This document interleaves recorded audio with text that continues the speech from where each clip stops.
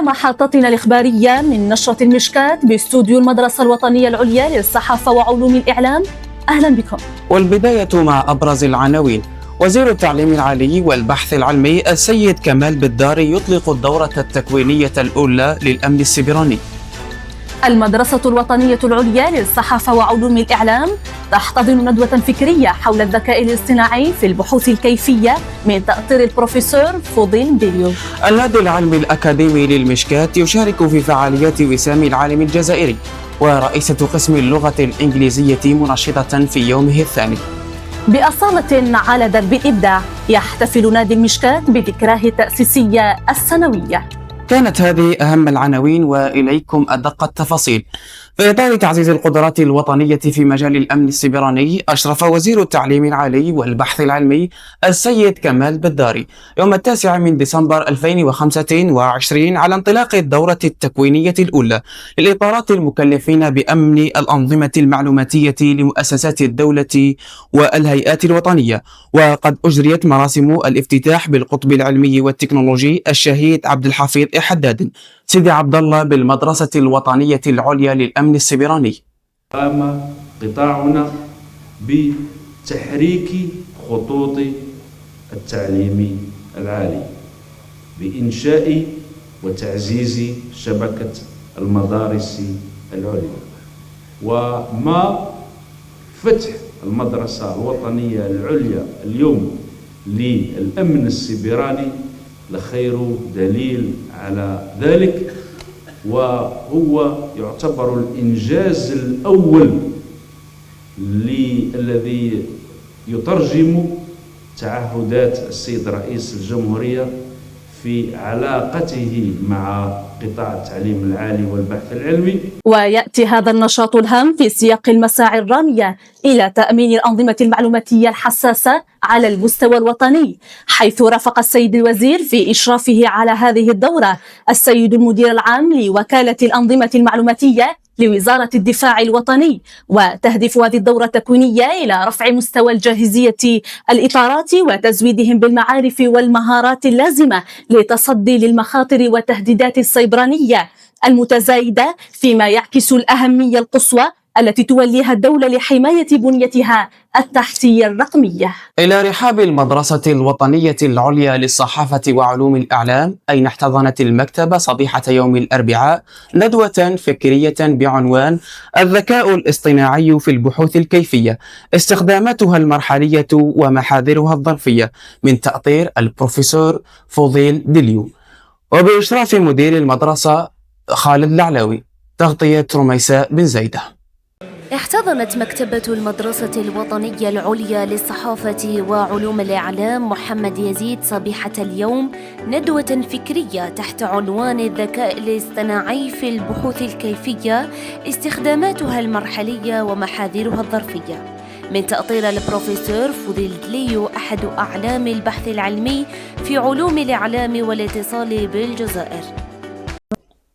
إلى سياق آخر، شارك نادي المشكاة التابع للمدرسة العليا للصحافة وعلوم الإعلام في فعاليات وسام العالم الجزائرية التي نظمت في 9 ديسمبر، وذلك في إطار فعاليات تكريم عالم الجزائر.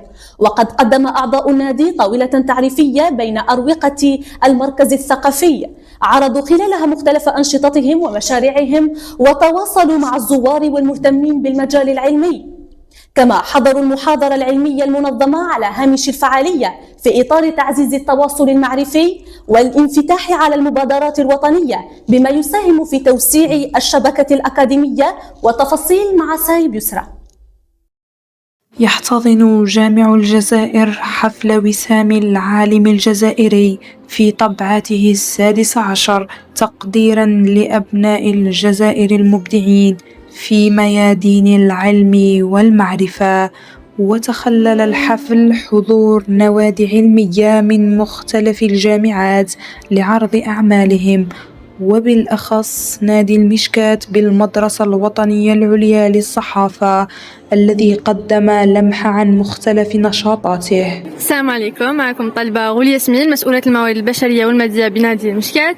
اليوم كنت حاضرة معهم في وسام العالم الجزائري، الحمد لله كانت أجواء جميلة جدا، كل شيء منظم وتم التعريف بالنادي تاعنا وبالأنشطة تاعو، وكان تجاوب جميل من طرف الحضور. وفي السياق ذاته أين شاركت رئيسة قسم اللغة الإنجليزية الطالبة زيدان سهيلة في تنشيط فعاليته يوم الثاني من الأيام العلمية للطبعة 16 من وسام العالم الجزائري باللغة الإنجليزية.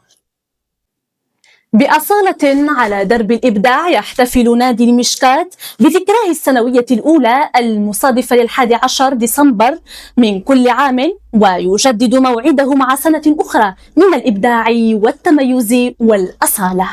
الختام مع حصيلة المشكات. شكرا لكم على حسن الإصغاء والمتابعة. في أمان الله.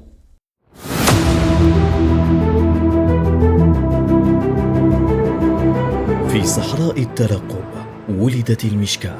لم نكن نبحث عن الأضواء، بل كنا نحن من يصنعها. ولم يكن هدفنا مجرد حصيلة، بل كان سعيا مستمرا لإنارة درب الإعلام. المشكاة.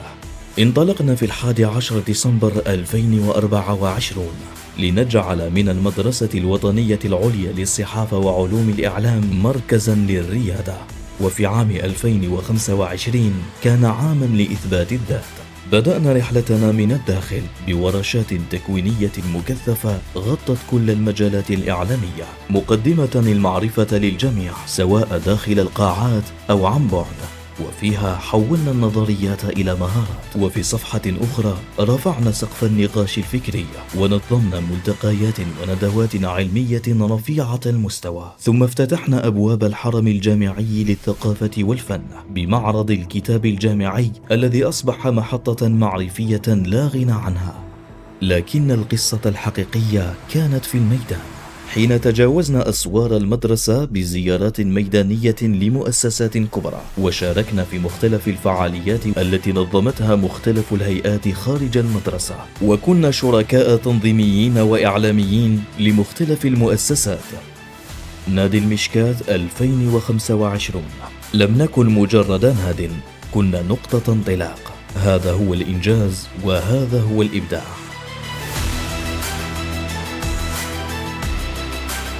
واليوم بنفس الأصالة تستمر القصة على نهج الإبداع.